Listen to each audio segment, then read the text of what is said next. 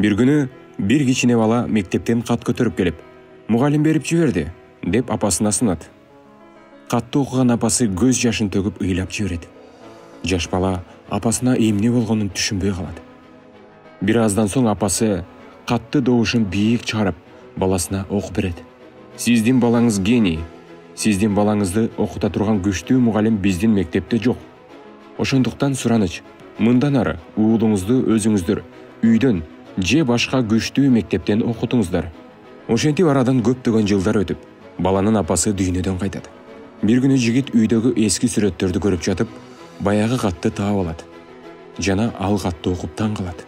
Катта чындыгында мындай деп жазылган: «Сиздин балаңыз акыл эс жагынан жетишсиз. Башкача айтканда, кем акыл. Биз сиздин балаңызды башка окуучулар менен бирге окута албайбыз.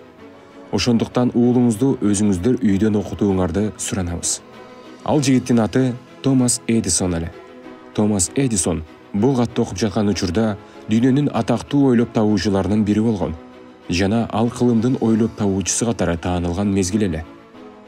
Томас Эдисон бул катты окуган соң бир саамга көз жашын алып ыйлап, өзүнүн күндөлүгүнө мындай деп жазып калтырган: «Томас Альва Эдисон кичине кезинде акылы кем бала болгон.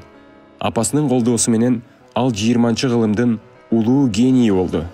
Ошондуктан апаларды баалап жүргүлө. Бир гана апалар биздин кандай экенибизге карабастан чындап жакшы көрөт жана ишенет». Маалымат катары айта кетсек, Томас Эдисон америкалык окумуштуу. 1847 жылы жарык дүйнөгө келип, 1931 жылы дүйнөдөн кайткан. Телеграф, телефон, киноаппаратура, күйүүчү лампа жана башка көптөгөн техникаларды ойлоп тапкан. Өмүр жолунда өзү ойлоп тапкан буюмдары үчүн Америкада 1093 патент алган. Бул видео сиздерге жаккан болсо, каналыбызга подписка кылып, жакын адамыңыз менен бөлүшүп коюңуз. Бул видеону бөлүшүп коюу менен сиз биздин каналыбыздын мындан арада өнүгүшүнө чоң салым кошкон болосуз. Көңүл бурганыңыз үчүн чоң рахмат.